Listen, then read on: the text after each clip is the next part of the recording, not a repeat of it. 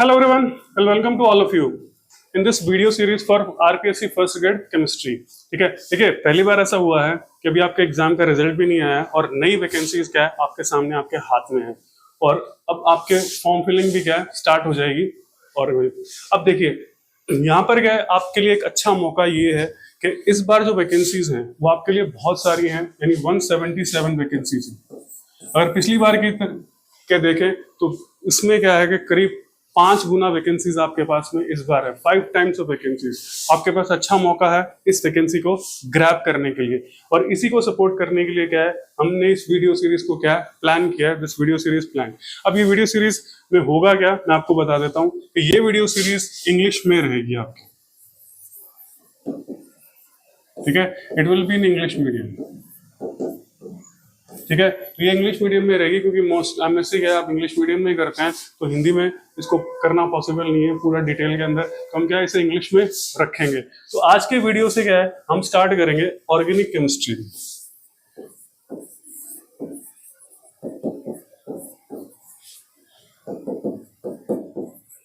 ठीक है, organic chemistry को क्या है शुरू करेंगे और स्पेसिफिकली जो हम पार्ट लेंगे वो लेंगे रिएक्शन मैकेनिज्म।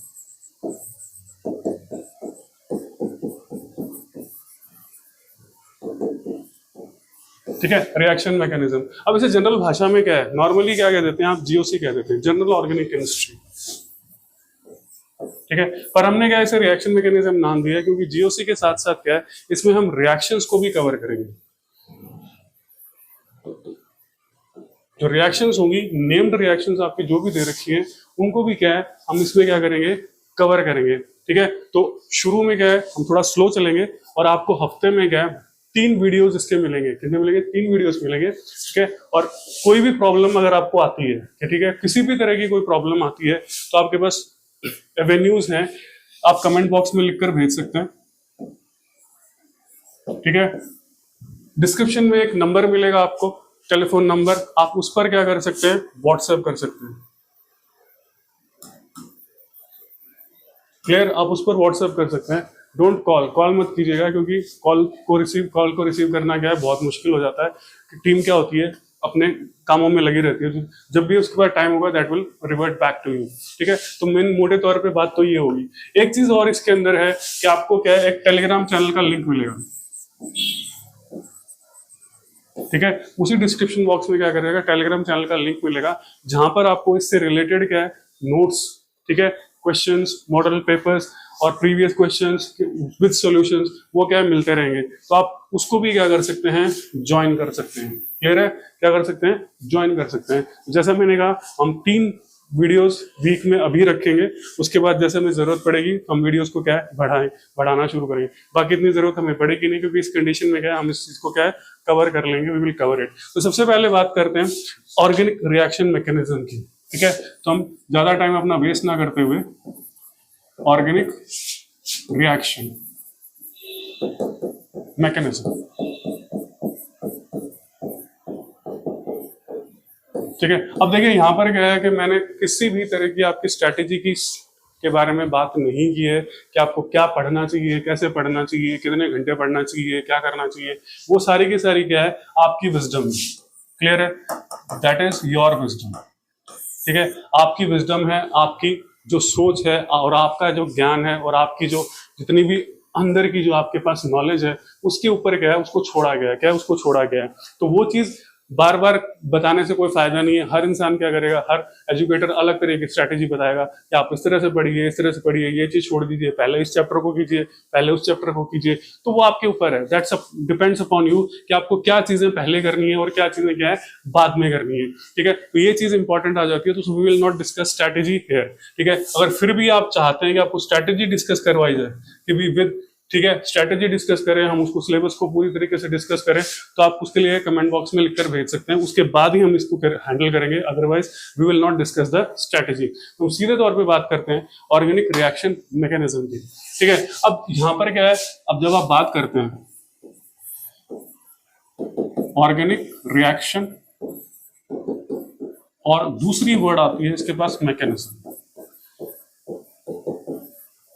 ठीक है। दूसरा वर्ड आता है मैकेनिज्म, जो सबसे इंपॉर्टेंट चीज इस लाइन के अंदर हो जाती है। सारी की सारी जो हमारी स्टडी होगी वो क्या होगी, इस पर बेस्ड होगी, इस पर बेस्ड होगी, मैकेनिज्म पर बेस्ड होगी कि भाई ऑर्गेनिक रिएक्शन किस तरह से हो रही है, क्या हो रही है, किस तरह से हो रही है। ठीक है, तो आपने क्या है फर्स्ट ग्रेड जीके में क्या है, जब आप फर्स्ट ग्रेड जीके का पढ़ते हैं, साइंस पढ़ते हैं, तो वहां पर क्या आप डिफरेंट टाइप्स ऑफ रिएक्शंस पढ़ते हैं। ठीक है, वहां पर क्या different types of chemical reactions को पढ़ते हैं। ठीक है, जिसमें क्या है कि आपके पास में डिस्प्लेसमेंट रिएक्शन होती है, आपके पास में डीकम्पोजिशन रिएक्शन होती है, आपके पास में एडिशन रिएक्शन होती है, आपके पास में सब्स्टिट्यूशन रिएक्शन होती है, और इस तरह से क्या है डबल डीकम्पोजिशन रिएक्शन होती है। वहां पर तो सिर्फ आप क्या है रिएक्शन के बारे में सिंपल चीजें पढ़ते हैं कि भाई ये जो रिएक्शन है, जैसे मान लीजिए A+B गिव्स C, ठीक है, तो ये कंपाउंड बना दिया, तो ये क्या है, दिस इज एडिशन रिएक्शन, दोनों क्या हो गए ऐड करके क्या बना दिया, इन्होंने कंपाउंड बना दिया। ठीक है, तो ये सिंपल चीज आप पढ़ रहे हैं, इतनी चीज। पर जब आप मैकेनिज्म के बारे में बात करेंगे तो हम ये देखेंगे कि बॉन्ड फॉर्मेशन, बॉन्ड कौन से ब्रेक कर रहे हैं, ठीक है, बॉन्ड कौन से ब्रेक कर रहे हैं, कौन से नए बॉन्ड्स बन रहे हैं, एनर्जी ट्रांजिशन कैसे हो रहा है, किस तरह से एनर्जी डिफरेंस हो रहा है, रिएक्शन किस तरह की है, क्या रिएक्शन में हो रहा है, और ये सारी चीजें क्या है, इसी चीज को क्या है मैकेनिज्म के अंदर पढ़ा जाता है। किसमें पढ़ा जाता है, मैकेनिज्म के अंदर क्या है पढ़ा जाता है। तो स्टार्ट करते हैं रिएक्शन। अब कोई भी रिएक्शन है, ठीक है, उसमें क्या है दो चीजें आपको मिलती है, एक रिएक्टेंट्स जो क्या दे रहे हैं, प्रोडक्ट्स बना रहे हैं। ठीक है, जो क्या बना रहे हैं, प्रोडक्ट्स बना रहे हैं। ठीक है, अब रिएक्ट करके प्रोडक्ट क्या बनाते हैं, प्रोडक्ट्स बनाते हैं। और आपने देखा होगा यहाँ पे क्या है कि कंजर्वेशन ऑफ एटॉमिक एटम्स का क्या है, इसमें रूल फॉलो किया जाता है कि एटम्स क्या होते हैं, कंजर्व्ड होते हैं। इधर जितने एटम्स होंगे उधर ही उतने क्या है एटम्स होते हैं। तो कंजर्वेशन ऑफ एटम्स का रूल क्या है, इसमें फॉलो किया जाता है। तो ये तो एक सिंपल चीज होगी कि रिएक्टेंट्स क्या कर रहे हैं, प्रोडक्ट्स बना रहे हैं। क्या बना रहे हैं, प्रोडक्ट्स बना रहे हैं। अब ये जो रिएक्शन होती है वो क्या है, मेनली अब जब हम पढ़ेंगे तो दो तरह की होती है। ठीक है, एक सिंपल और एक कॉम्प्लेक्स। एक सिंपल रिएक्शन और एक कॉम्प्लेक्स रिएक्शन है। ठीक है, कोई भी रिएक्शन यदि सिर्फ एक ही स्टेप में होती है, सिंगल स्टेप, तो हम उसको क्या कह देते हैं, कॉम्प्लेक्स रिएक्शन। क्या कह देते हैं, सॉरी सिंपल रिएक्शन बोल देते हैं। वो क्या कह जाती है, simple reaction. If it is in more than one step,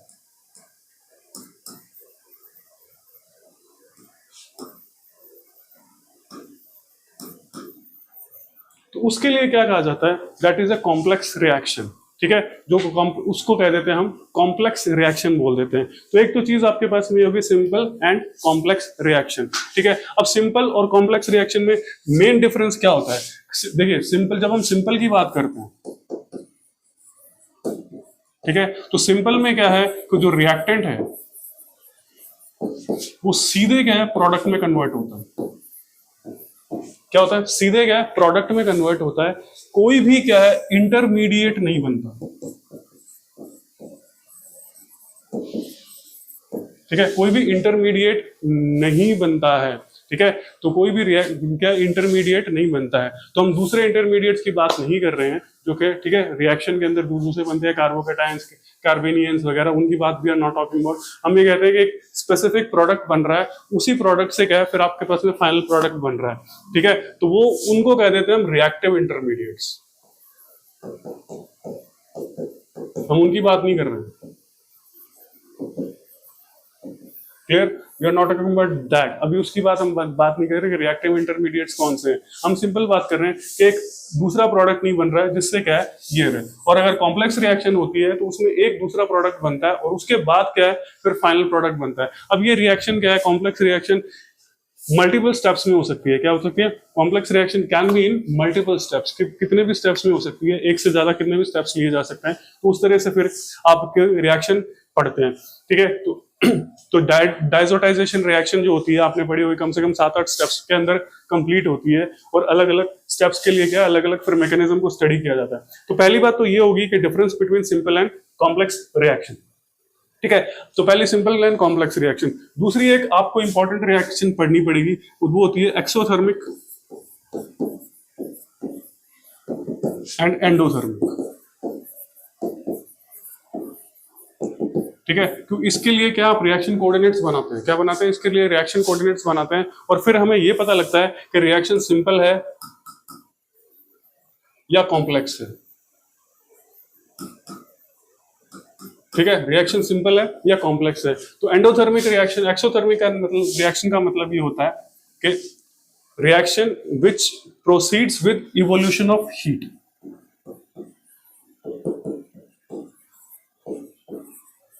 ठीक है, इसमें क्या है, हीट रिलीज होती है, प्रोडक्ट्स के साथ में क्या होती है, हीट रिलीज होती है। क्या होती है, हीट रिलीज होती है।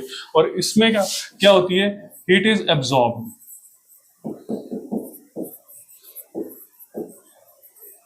ठीक है, तो अगर इसको और ज्यादा हम क्लैरिफाई करना चाहें तो इसमें क्या है, जब हम एक्सोथर्मिक की बात कर रहे हैं, ठीक है, तो इसमें क्या करेंगे आप, एंथैल्पी जो है आपके पास में of products is less than enthalpy of reactants. ठीक है, ये ध्यान रखिएगा, जब एक्सोथर्मिक की बात कर रहे हैं तो enthalpy of products is less than enthalpy of reactants, यानी रिएक्टेंट्स के पास जितनी एनर्जी थी, ठीक है, उससे कम एनर्जी किसके पास होती है, प्रोडक्ट्स के पास में होती है। किसके पास में होती है, प्रोडक्ट्स के पास में होती है। तो ये एक चीज आपके पास में आ जाती है। अगर हम एंडोथर्मिक की बात करें, ठीक है, अगर हम एंडोथर्मिक की बात करें, ठीक है, तो ये क्या उल्टा हो जाता है। जब हम प्रोडक्ट्स की बात करेंगे, enthalpy of products that will be greater than enthalpy of reactants. तो एक तो चीज आपके पास में ये क्लैरिफाइड हो जाती है कि जो रिएक्शंस है वो इस तरीके से आपके पास में आ जाती है। This is a simple thing. अब जो दूसरी चीज रिएक्शन के अंदर आती है, जब हम रिएक्शन पढ़ रहे हैं,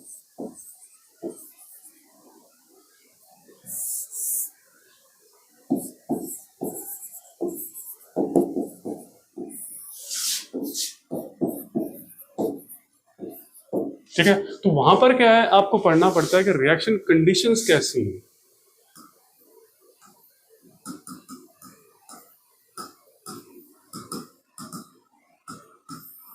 उस रिएक्शन को कितनी हीट चाहिए, कितना टेम्परेचर चाहिए, क्या चाहिए, कितना टेम्परेचर चाहिए।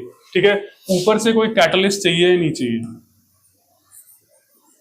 कैटलिस्ट की जरूरत है या नहीं है, क्या कैटलिस्ट की जरूरत है या नहीं है। तो जब हमने डिफरेंट डिफरेंट रिएक्शंस की बात की, क्या की, डिफरेंट डिफरेंट रिएक्शंस की बात की, तो एक इंपॉर्टेंट रिएक्शन आपके पास में आ जाती है जिसको बोलते हैं रीअरेंजमेंट रिएक्शन।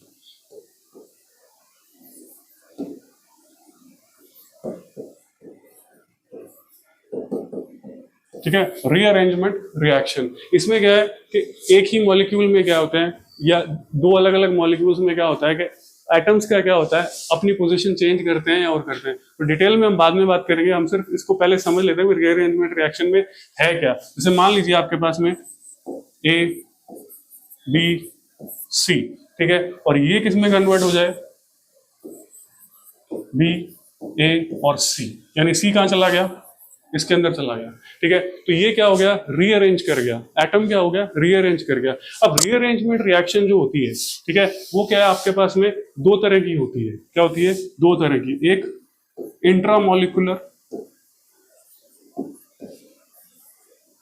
ठीक है, सिर्फ अभी पढ़ने के लिए, नाम समझने के लिए, डिटेल में हम धीरे धीरे करते जाएंगे। इंट्रामॉलिक्यूलर और दूसरी इंटरमॉलिक्यूलर।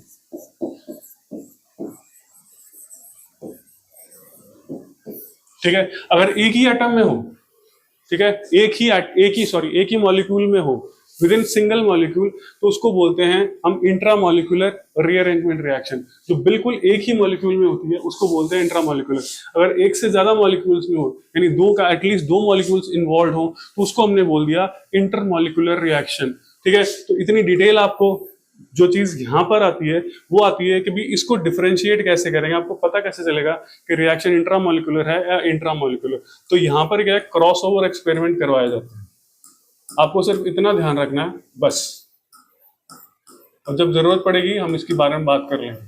ठीक है, तो अगर क्रॉस ओवर एक्सपेरिमेंट्स ठीक है, क्रॉस ओवर एक्सपेरिमेंट्स करवाए जाते हैं। अगर क्रॉस ओवर एक्सपेरिमेंट से पता चलता है कि रिएक्शन इंटरमॉलिक्यूलर है या रिएक्शन क्या है इंट्रामॉलिक्यूलर है। ठीक है, क्रॉस ओवर का मतलब ये होता है कि क्रॉस ओवर एक्सपेरिमेंट जब वैलिड होता है जब रिएक्शन क्या होती है इंटरमॉलिक्यूलर होती है। तो मीन्स एक मॉलिक्यूल से दूसरी मॉलिक्यूल में क्या है एटम क्रॉस ऑन कर रहा है, एटम क्रॉस ऑन कर रहा है या जो पर्टिकुलर स्पीशीज जो है वो क्रॉस ऑन कर रहा है, तो वो चीज उसके अंदर आपके पास में आ जाती है। अब एक चीज इंपॉर्टेंट यहाँ आ जाती है कि कई बार क्या है आपको ग्राफ दिए जाते हैं जिसको हम रिएक्शन कोऑर्डिनेट्स बोलते हैं।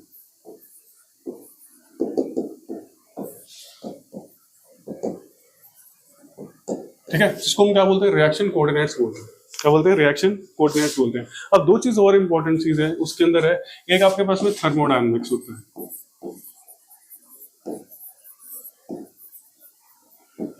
ठीक है, थर्मोडायनामिक्स ऑफ रिएक्शन। ठीक है, अब थर्मोडायनामिक्स ऑफ रिएक्शन जो है वो ये बताता है कि किन्हीं कंडीशंस पे क्या है, किन्हीं कंडीशंस पे रिएक्शन फिजिबल है या नहीं। क्लियर है, रिएक्शन किन्हीं कंडीशंस पर फिजिबल है या नहीं है, यानी रिएक्शन होगी या नहीं होगी या प्रोडक्ट रिएक्शन में कन्वर्ट होंगे या नहीं होंगे, वो हमें पता चलता है रिएक्शन की जब हम थर्मोडायनामिक्स पढ़ते हैं तो उसके अंदर पता चलता है। दूसरा होता है काइनेटिक्स। ठीक है, ये आपको बताएगा कि रिएक्शन की स्पीड वगैरह क्या है। ठीक है, ये फिजिबिलिटी के बारे में बात नहीं करता है, ये बात करता है रिएक्शन की जो स्पीड और वो जो चीजें होती हैं वो चीज क्या होती है। ठीक है, तो इसके लिए क्या है हम एक चीज नोट कर लेते हैं। ठीक है, जब हम बात करते हैं तो हम बात करते हैं कि जब फिजिबिलिटी की बात करेंगे, जब हम क्या फिजिबिलिटी की बात करेंगे, ये एक्चुअली क्या थर्मोडायनामिक्स का सेक्शन है पर हमें थोड़ा सा इसकी नॉलेज चाहिए, तो हम थर्मोडायनामिक्स से जब बात करेंगे तो डिटेल में कर लेंगे। यहाँ पर क्या है तीन चीजें आपको मिलेंगी, डेल्टा जी, डेल्टा एच और डेल्टा एस। ठीक है, इनके बेस पर क्या है रिएक्शन की फिजिबिलिटी को डिसाइड किया जाता है। क्या किया जाता है, रिएक्शन की फिजिबिलिटी को डिसाइड किया जाता है। और फिर एक रिएक्शन की फिजिबिलिटी और फिर उसमें एक फैक्टर आ जाता है टेम्परेचर। क्लियर है, एक फैक्टर क्या आ जाता है टेम्परेचर आ जाता है। अब डेल्टा जी, कोई भी रिएक्शन है वो फिजिबल है या नहीं है, वो पता लगता है कि डेल्टा जी नेगेटिव है तो वो रिएक्शन क्या है फिजिबल है। क्या है, रिएक्शन क्या है फिजिबल है।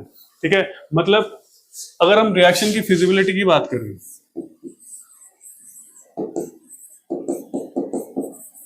ठीक है, तो नेमली मेन चीज यही होती है कि रिएक्शन क्या है, जो भी रिएक्टेंट जो होते हैं वो ज्यादा स्टेबिलिटी की तरफ मूव करते हैं। ठीक है, वो क्या करते हैं स्टेबिलिटी को ज्यादा क्या करते हैं प्रेफर करते हैं। क्या करते हैं स्टेबिलिटी को प्रेफर करते हैं। तो ये मेन क्राइटेरिया है। दो क्राइटेरिया हम और देख लेते हैं। ठीक है, this is the main criteria. अब मेन क्राइटेरिया में होता क्या है कि delta G is equal to delta H. ठीक है, तो ये आपके पास में क्या, पहले बात कर लेते हैं हम डेल्टा एच की। ठीक है, ये मेन क्राइटेरिया आपके पास में है। यहां पर क्या है कि जो हमने बात की थी किसकी किसकी बात की थी, हाँ स्टेबिलिटी की। ठीक है, स्टेबिलिटी की बात की थी। तो एक चीज का ध्यान रखिएगा कि लोअर एनर्जी मोर स्टेबिलिटी, ये एक सिंपल एक छोटा सा क्राइटेरिया होता है कि भाई किसी की एनर्जी कम है तो वो क्या है ज्यादा स्टेबल चीज होती है। क्या होती है, ज्यादा स्टेबल चीज होती है आपके पास में, वो क्या हो जाती है ज्यादा चीज क्या हो जाती है स्टेबल चीज हो जाती है। तो वो एक चीज काम करती है कि डेल्टा एच। ठीक है, एक चीज आपके पास में फैक्टर ये आ जाता है डेल्टा एच का। और दूसरा हम थोड़ा सा उसको पहले पढ़ लेते हैं, फिर हम डेल्टा जी और उसकी इक्वेशन के बारे में बात करेंगे कि delta S, this is entropy factor.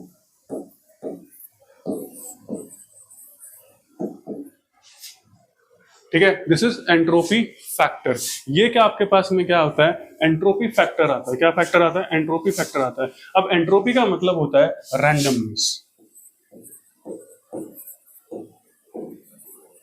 ठीक है, ज्यादा हम डिटेल में नहीं ले रहे हैं इसको, क्या ले रहे हैं, ज्यादा डिटेल में नहीं ले रहे हैं इसको, सिर्फ कुछ कुछ पॉइंट्स जो हमें चाहिए हम उसी को स्टडी करेंगे और उन्हीं को ध्यान में रख के आगे चीजों को करेंगे। क्या हमें जरूरत पड़ सकती है इनकी फिजिबिलिटी वगैरह की, तो ये हमें क्या पता होना चाहिए कि जब हम थर्मोडायनामिक्स और काइनेटिक्स के बारे में बात करेंगे, ठीक है, तो एंट्रोपी मींस जब हमने कहा रैंडमनेस, ठीक है, तो रैंडमनेस का मतलब ये है कि ठीक है, अब देखिए यहाँ एक चीज आएगी नंबर ऑफ मोल्स,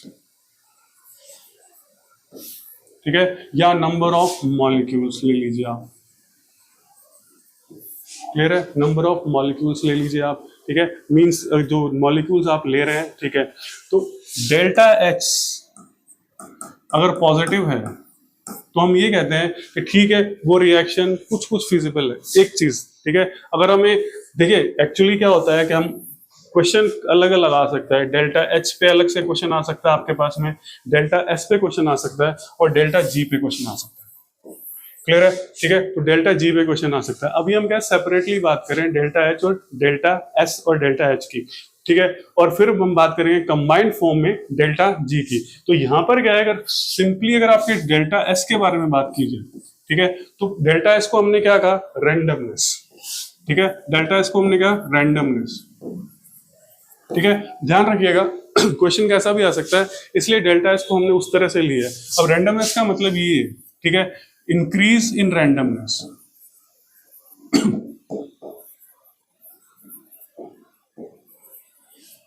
ठीक है, अगर खाली डेल्टा एस की बात करें, क्या खाली डेल्टा एस की बात करें, बाकी फैक्टर्स को कांस्टेंट कर दें, तो डेल्टा एस का मतलब ये है कि अगर रैंडमनेस इंक्रीज कर रही है, क्या रैंडमनेस इंक्रीज कर रही है, मींस रिएक्शन क्या हो रही है, फिजिबल हो रही है, क्या हो रही है, रिएक्शन क्या हो रही है, फिजिबल हो रही है, ठीक है, तो डेल्टा एस इंक्रीज करने का मतलब क्या है, एंट्रोपी इंक्रीज कर रही है, एंट्रोपी इंक्रीज का मतलब, एंट्रोपी इंक्रीज करने का मतलब ये है, ठीक है, कि आपके पास नंबर ऑफ मॉलिक्यूल्स, सिंपल ले लीजिएगा, मॉलिक्यूल्स या मोल्स जो हैं वो रिएक्टेंट के अंदर जितने हैं वो प्रोडक्ट से कम है,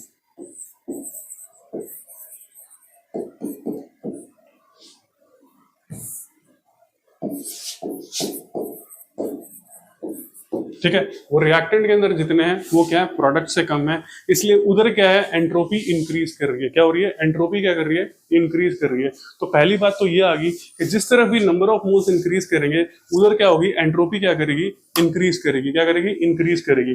फिर एक चीज और आ जाती है कि जो भी, अब रैंडमनेस क्या होती है, रैंडमनेस मींस जब हम सॉलिड लिक्विड की बात करते हैं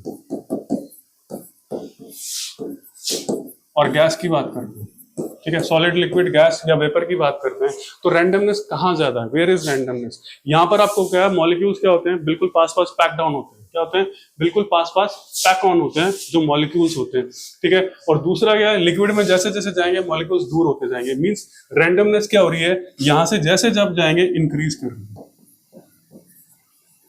ठीक है, क्या कर रही है, इंक्रीज कर रही है, यहां से आप गैसियस में जाएंगे तो फिर क्या कर रही है, इंक्रीज कर रही है, ठीक है, मींस आपको ध्यान रखना है कि रिएक्शन कंडीशंस में किस तरह की चीजें रखी गई हैं, क्या है, किस तरह की क्या है चीजें रखी जा रही हैं, ठीक है, कि मोल्स चेंज हो रहे हैं या नहीं हो रहे हैं, जो फेज जो है आपके पास में रिएक्टेंट्स के, जो solid liquid phase, solid liquid gaseous phase है, वो चेंज हो रहे हैं या नहीं हो रहे हैं, तो वो चीज भी आपको क्या है, जब मान लीजिए पूछ लिया जाए डेल्टा एस के बारे में, ठीक है, तो भी आपको क्या, that you have to take care in mind, उसको आपको क्या करना पड़ेगा, ध्यान करना पड़ेगा, ठीक है, क्या करना पड़ेगा, ध्यान करना पड़ेगा। तो हम सिर्फ डेल्टा एस की बात कर रहे थे, तो ये दो चीजें इंपॉर्टेंट है अभी तक हमारे लिए इतनी, बाकी डेल्टा एस के बारे में जितनी भी डिटेल्स होंगी we will study in thermodynamics. फिर आपके पास फैक्टर आ जाता है डेल्टा एच, ठीक है, अब डेल्टा एच फैक्टर किसका है, एंथैल्पी यानी एनर्जी, ठीक है, एंथैल्पी यानी एनर्जी, और एनर्जी के लिए मैंने आपको पहले ही कह दिया, ठीक है, डिक्रीज इन एनर्जी,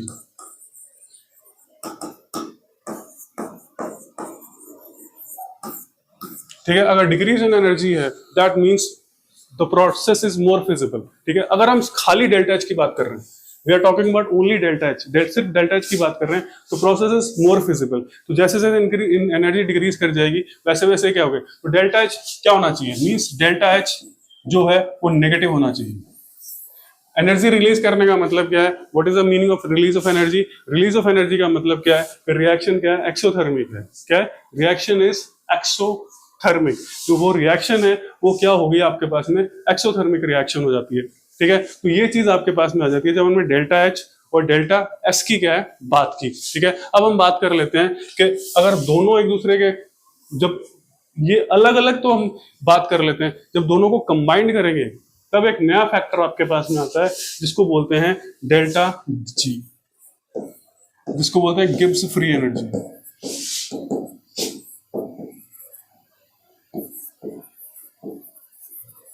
अगर ये नेगेटिव है देन रिएक्शन इज फिजिबल। क्या है? Reaction is feasible. अगर ये नेगेटिव होता है तो रिएक्शन क्या हो जाती है? फिजिबल होती है। तो दोनों को मिलाकर क्या है, उस फैक्टर को बनाया जाता है जिसको बोलते हैं हम delta G and delta H is equal to, sorry, delta G is equal to delta H plus T delta S. This is a factor. Clear है? ये आपके पास में क्या है? फैक्टर आ जाता है। क्लियर है? ठीक है, sorry, delta H minus T delta S. Clear है? Delta H minus T delta S, ये आपके पास में क्या आ जाता है? फैक्टर आ जाता है। This is a factor for you.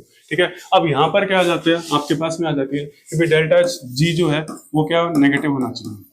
तो आपके पास जब हम थर्मोडायनेमिक्स में बात करेंगे तो सारी चीजें क्या करेंगे, इसको स्टडी कर लेंगे, delta G delta H minus T delta S. ठीक है, तो अब हम बात करते हैं रिएक्शन कोऑर्डिनेट्स की। लास्ट में बात कर लेते हैं व्हाट अबाउट रिएक्शन कोऑर्डिनेट्स।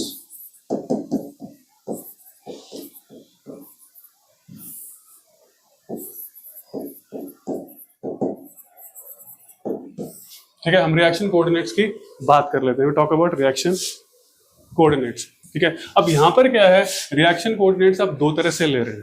ठीक है, दो तरह से ले रहे हैं। एक तो ये ले रहे हैं एंडोथर्मिक और एक्सोथर्मिक के लिए।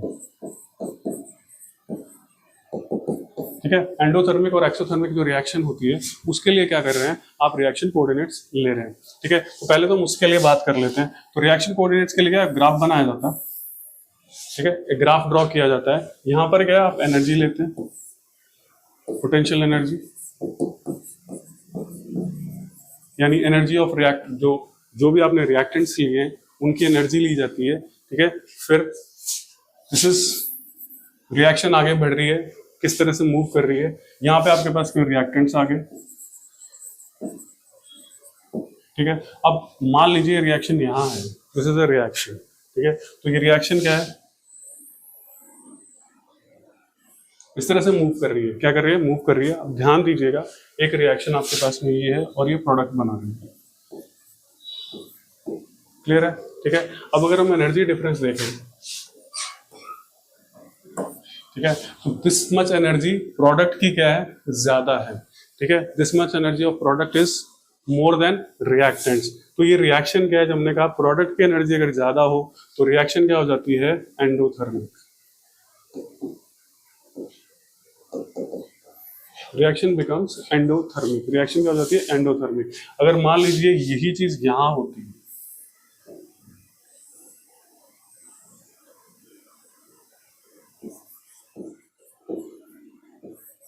ठीक है, तो प्रोडक्ट की एनर्जी क्या हो जाती है? कम हो जाती है। The reaction is exothermic. ठीक है, तो एक तो रिएक्शन कोऑर्डिनेट्स आपके पास में क्या है? ये आ जाते हैं। क्लियर है? ठीक है, अब दूसरे रिएक्शन कोऑर्डिनेट्स क्या हैं आपके पास? ये आते हैं जो ये बताते हैं कि रिएक्शन सिंपल है या कॉम्प्लेक्स है। रिएक्शन अगर सिंपल है या कॉम्प्लेक्स है, इसको हम हटा देते हैं यहाँ से।